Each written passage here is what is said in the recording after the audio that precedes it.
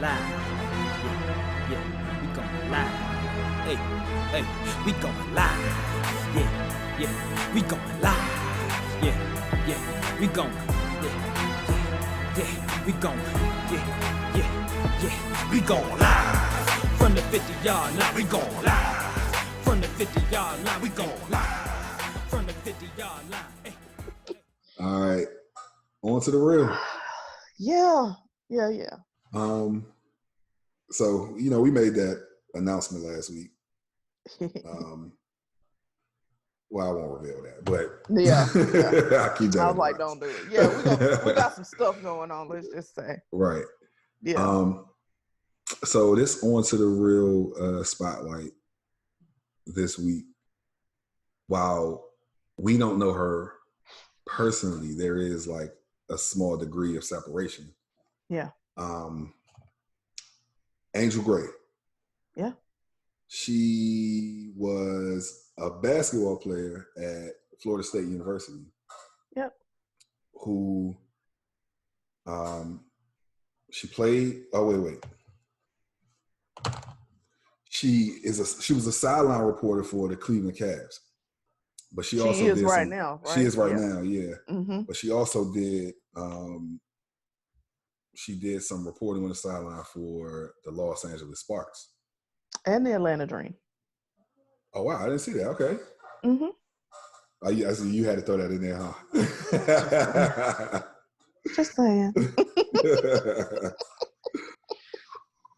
Yeah. But yeah, so she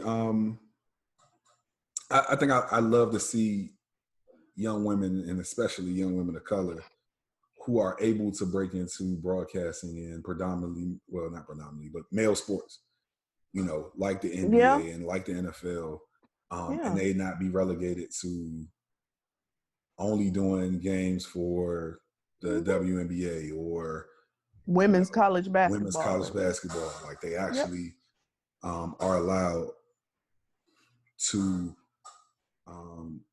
fulfill their dreams.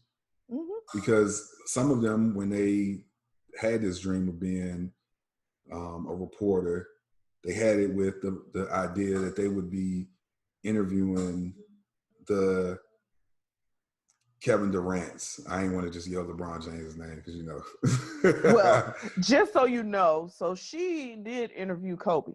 Yeah. Oh, yes. Okay. Yeah. So listen, that's second best to MJ. So yeah, hello. Yeah. Hey. Now you want to argue on here, don't you? You trying to argue? I said he didn't catch that. I said he didn't catch that. I heard. Yeah, no. I had to think about it. So I was like, hold on. You mean third best behind my goat? No. Yeah. But so she has I think that she's such a good onto the real, not just because obviously she has progressed in her career. She started out with WNBA and now she's doing it for the NBA. But she was real clear even in college about how she was going to manifest her life purpose after she was done. No matter when that happened. We always talk about this. You're more than the sport. So whenever you're done, you know what I mean? You need to be prepared. That's what we want to do with what we do, is get them prepared for what's next. And so to have her, so she studied communications when she was in college, knowing this is the direction she wanted to take. She knew already, this is what I want to do when I leave to the next level. So I just thought it was really cool. And it's not just like sideline reporting. Like now she's a ESPN college basketball analyst. She works for NBA TV, Fox Sport. So like you getting it in. Yeah, you're doing it. Like it's really cool. I love that. I love that she's, taking what was given, the platform, the opportunity. That's literally, if there are any high school, college students that listen to us, that is our whole point. Get yourself lined up for what's next. Yeah. So that you are ready to take off with whatever that is when the time comes. Whenever that time. Whenever that time is, you are ready to take off. Mm-hmm. So I love it. I thought it was a great story. I watched her on Instagram yesterday, her IG live. And it was refreshing. She's a refreshing young lady, and I'm excited about what's happening for her and what she's going to do. Yeah. Yeah. Yeah. Shout out to her. We'll be talking to her soon. Yeah. Yeah. Look forward to that. Yep. Mm-hmm. All right. Feel good final thought? Yeah. Yeah, when you told me about this, I was surprised. Uh-huh. And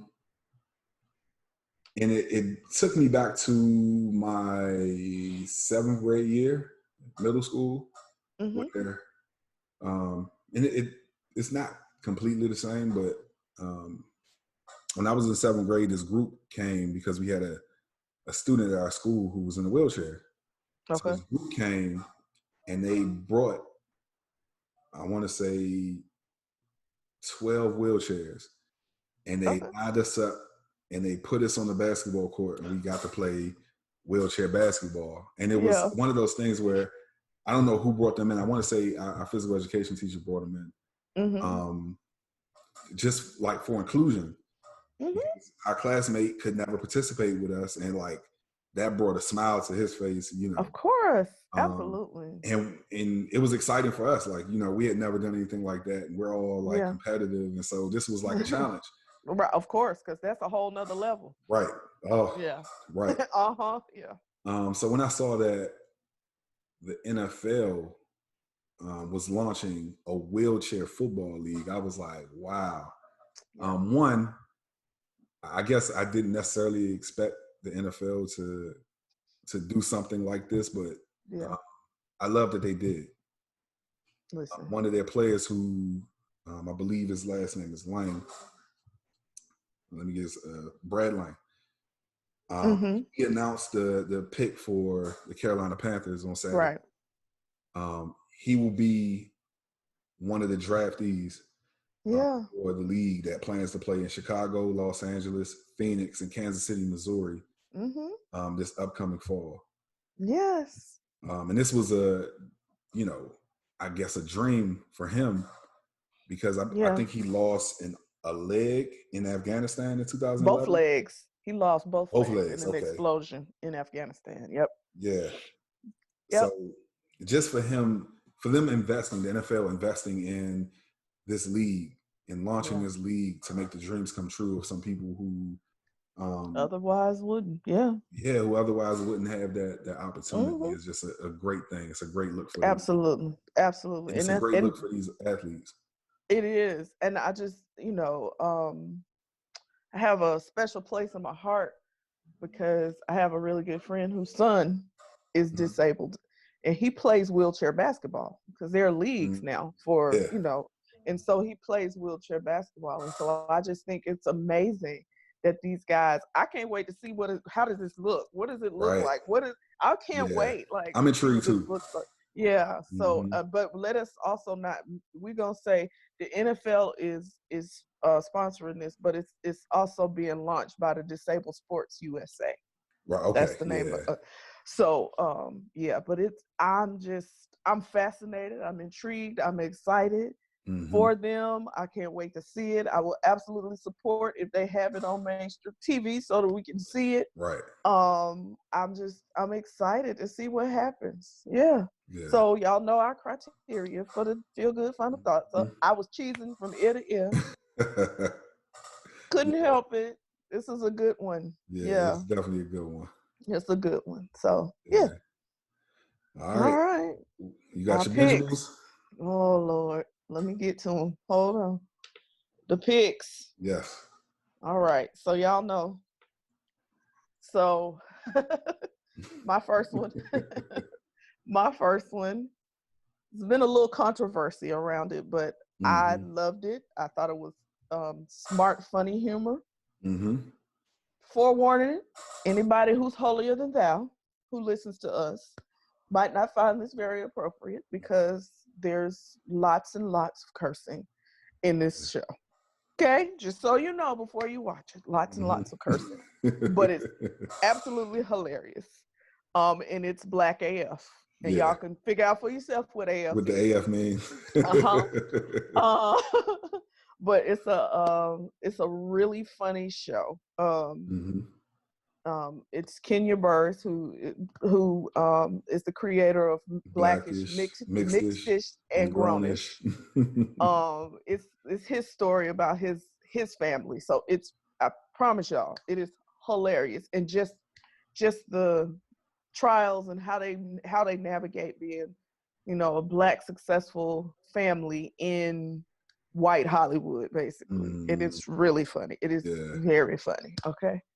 The Kenya Burris from the AUC. Yeah. Oh. Second one, of course, y'all know my thing with the cars. Yeah. You give us a car show every week. I do. I can't help it because I find one, because I will binge watch until the end, and then I'll need a new one. So this one is very different than any of. This is not a restoration type show. This is called Fastest Cars. Right. And so the premise of this show is that they will bring three competitors who have very different type custom cars to compete against a specific supercar in a like straightaway drag race. And so it's pretty much them getting the cars prepared to take on this supercar. Right. They're told what the supercar is at the beginning. And so they know they can go and research and see all of the specs and all of that about the car, so that they can try to make their cars as close to what they need to be in order to be truly competitive as possible. So really interesting. Every week it's a different group. So it's really interesting. Well, every episode's a different group. So it's really interesting. Yeah. Like I told you, like the first episode, somebody thought they were going to race a Honda Odyssey. And it was going to be the GT, but hey, that's what you think. So yeah. And my last one, Lord have mercy. So in these times when we have all of this all these awful things, and the news is really hard to watch, this is one that would probably have you giggling. I'll just say giggling. It's called Cooking with Cannibus. You heard me. I said cannabis. It's actually a show where they have three contestants compete, and they use cannabis in various ways in their recipes, in their food. And then they get judged. So there are three judges, I think, who are getting wasted while... That sounds like a great time. Getting wasted because they tasted these people's food with this cannabis in it. Oh, it's so crazy, y'all. How can you effectively judge when you high? Like by the third dish, what do you know? Like really? Like eat the brownie, like, huh? Like yeah. I just remember, what was that? Next Friday with the dog? That's all I think about. Yes, next Friday. Yeah. With the dog, poor dog. Yeah. So it was high as a kite. As a kite. Like, y'all can come on in, I'm good. So, yeah. So, those are my three picks. All right. So, I got three. Okay. One is a show, one is a documentary, and the other is a podcast. Okay. So, the show is called Dave. And Dave is about the adventures of a white Jewish rapper who is trying to get his career shaken. I believe he's in his mid-20s. But it is hilarious. If any of you have heard of the rapper Little Dicky, he's a white rapper. He can really rap. Yeah. Really rap. But this show is hilarious. Like, you can see by... every show he has some hip hop star in it. Like he had Young Thug in it. YG was in an episode. Okay. what's that? Don't make me Okay, lie. I I'm not want gonna to be able to tell you. I'm not gonna talk about anybody, but Okay. Trippie Red was in the episode. Okay. It's a really funny show. Okay. The documentary is McMillions. If any of you have gone to McDonald's over the time where they have instituted this Monopoly game and thought to yourself that you were going to win $1 million, you were wrong. Because there was this whole scheme or this whole scam where someone working inside of the company that McDonald's had contracted out to do the games that was stealing the $1 million pieces and giving it to the people that he knew. And so for years, folks would win, and all of the folks who would win, they went through and mapped all of these folks back to this one person who had access to the game pieces, who was stealing them and giving them to, people who were very close. Wow. So that's it's crazy. 1 hour episodes. And wow. it is very entertaining. Wow. You psycho. Yeah. Okay. So if you ever wondered what happened with that whole Monopoly game. Well, I don't be at McDonald's, but I imagine that there will be some people that'll be upset. Right. When I was a kid, like I just knew I was going to get something. I think I might have got a free thing of fries before, but that's all you're going to get. That's all you're going to get. Yeah. Okay. And I spoke about this one last week when Cord was on, but I didn't give it like a detailed talk. I have been listening to Jamel Hill, and I can't think of his last name, but he was fired a few months ago from TMZ. Van Lathan, that's his name. Okay. They have been doing a podcast the last couple of weeks, doing a deep dive into why The Wire was a great show. And so they were breaking down the themes of how this show was written to give you an overall view of these institutions and how these institutions clash, but they work in concert. And so every episode, they give a deep dive on what happened in the episode. They talk about who were the winners of the episode. Mm-hmm. And they talk about like stuff in the episode that didn't age well. Like for instance, I believe this is episode 1. They talk about how, I think this was 2001, 2002, when it was shot. They didn't have cell phones. Yeah, I think it took maybe a few episodes in the season for you to see a cell phone. And one of the detectives was typing on a typewriter, not a computer, on a typewriter. But it's set in the for then present day. I haven't seen The Wire, so right. Yeah, it was set in the present day. So like roughly 2001, 2002. And y'all typewriter. Right. Come on now. Well, I think that part was meant to display like just what the Baltimore Police Department was kind of dealing with as far as funding. Quite a statement there. Yeah. Yeah. Computers have been around since when? 84? Right. Like, come on now. You know what? It made me think to myself, I was like, when did we get a household computer? Like, I know I didn't get a laptop until later on in college. Actually, no, I didn't get a laptop until after I graduated, my own laptop. Mm-hmm. And so I was thinking about how I had to go to either my dorm computer room or go to the library in order to use a computer.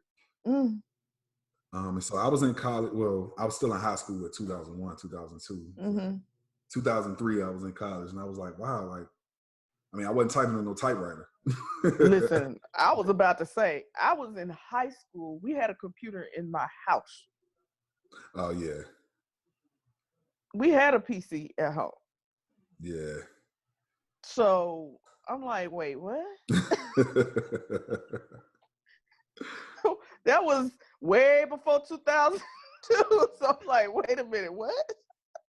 You know what? We had a desktop in my house. Yeah. I mean, at least a desktop.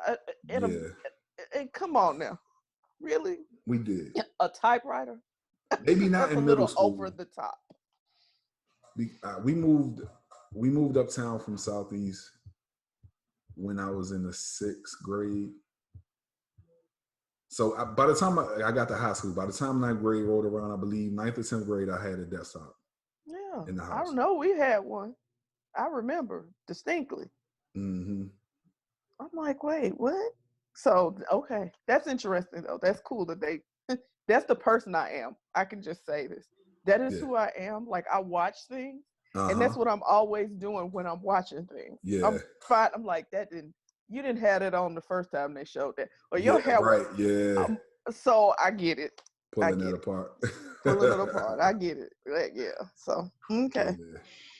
Okay. Well, we at the end of another one. Yeah. Yeah. Now, last week, we had you on here for about 2 hours and you hadn't had anything to eat. It's all good. I have to apologize to you for that because we was just going and it went. Yeah, no, but see, and when we get into it, I don't even think about it. Like, I'll be okay. Like I told you, I ate an apple before we started. I'm good. Yeah. Now, I thought about it. I was thinking about last week how, like, I was ending the episode before we made the announcement. Right. But the thing in my mind, because I know that, you know, if you all don't know, like Stephanie, like her days are long and they're spread out. Not spread out, but they're long and they're like things go back to back to back. Yeah. And so I had this internal clock and I was like, man, like we're going long. And I'm like, yo, I've seen people get hangry. I haven't necessarily seen you get hangry yet. No, I'm not gonna get angry. Actually, we used to when you were here in Atlanta, when we would do our production meetings, we would do them at like, you know, a restaurant or something like that. Yeah. So, but I was just thinking to myself, I was like, yo, we got to get Stephanie something to eat. Like we got to. Oh, well, thank you for thinking about me. Of course. Yes. Like, no, I was like, yeah, no. But once we get started, I don't even think about it. So I was good. Thank you for thinking of me, but I was good. Like, yeah, I'm used to, I don't know what it is. Like at this point, I'm just used to it. I have to keep moving. Yeah. So it only helps me. Look, you know, I'm on my quarantine. What do I call it? Hold on. I have a specific name for it. It is it's quarantine snatch goals. Oh, yes. Yeah. Okay. I do remember you saying that. Yeah. So I'm on my quarantine snatch goals. So, you know, it don't bother me that I'm not eating like that. Yeah. Yeah.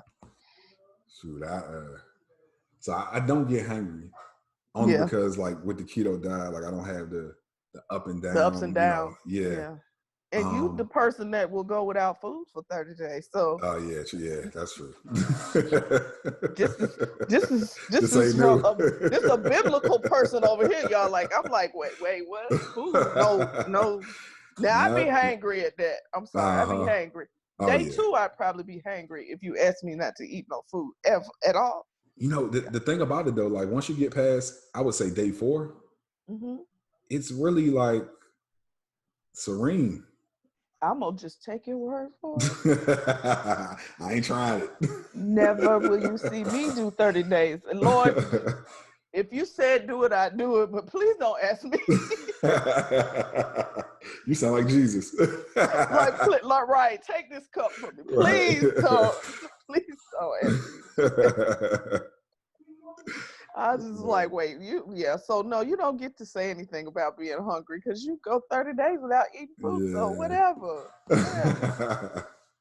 Talk about Jesus. Look, he even got the beard and the hair. Like, yeah, okay. Oh, man. I'm going to tell this quick story before we go. I think maybe my sophomore year of college, I was in the art center in the Blackburn Center on campus at Howard University. And I cannot think of her name, but she was just going through all of the art with some of the freshmen and sophomore in the class that I was in. And I raised my hand to ask a question or answer it. I can't remember.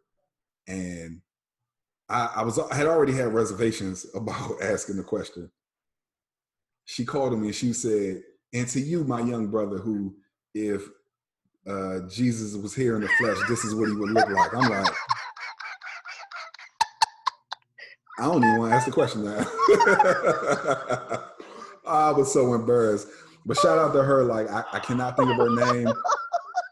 She had this short haircut, and she like runs the art gallery at Howard University. So if she would ever see this, like, I super appreciate you. Oh my gosh! But yes, Lord, that was child. Yes, child. This is Black Jesus in the flesh. Oh man! I love it. Oh, I love it. I love it. That is hilarious. Oh, you know you're not getting. You're never gonna live that one down with me, right? Never. No. Oh God! Man. Thank God. I love you, Jarrett. I tell you. I love you too, Steph. Oh God! All right, y'all. But as always, thank you guys for listening. Yeah. I'm gonna put it up here so you can see it. So above me, right here, you should see. Well, I might need to point because it might. Right. Oh yeah, right. It might be on yours. It says at Field the #2 The Real Podcast. So you can follow us on Twitter, on Instagram, and you can go check out our YouTube page. Our email address is that same Field to the Real, the #2 at gmail.com. And right now we're going to be moving over to that Field the #2 The Real Podcast YouTube account, but we're loading the videos on both accounts right now until we have totally moved over. There's no we. This is you. Anyway. This is the team. We are a team. So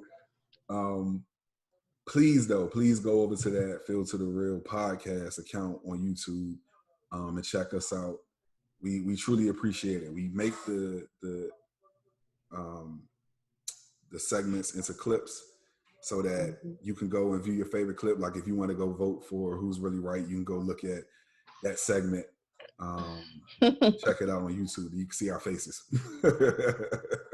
All the crazy faces. We was having an argument earlier today about who has the craziest faces on that thumbnail. Black Jesus Hush. No, it ain't you. It's definitely me. You always got that mouth open laugh with the crazy sharp teeth. Yesterday not yesterday. The picture I sent you today with the little twitch. Yes, that dog was so funny.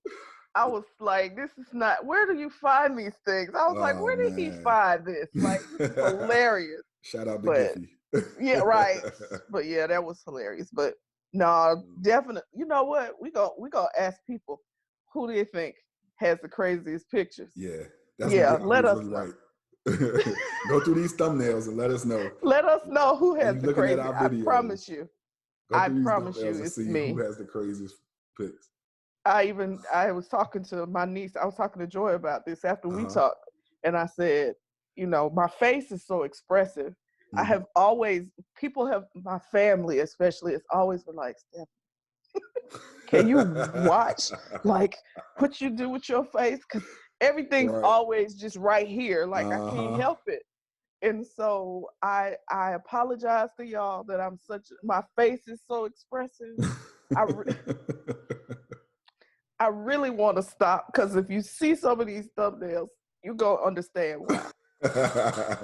It is just the worst thing ever. I told Jarrett, I said, this will ensure that I never have a man. Because if they look at those thumbnails, ain't no way. Like that crazy looking woman. They're gonna see how expressive you are, and they'll be like, "Oh, let me click on this. Let me click on this video." No, that ain't what they're gonna do. But it's okay. Yeah. All right, y'all. We love y'all. Love you. Peace. Now put the cameras on me, put the cameras on me, put the cameras on me, put the cameras on me, put the cameras on me, put the cameras on me, put the cameras on me.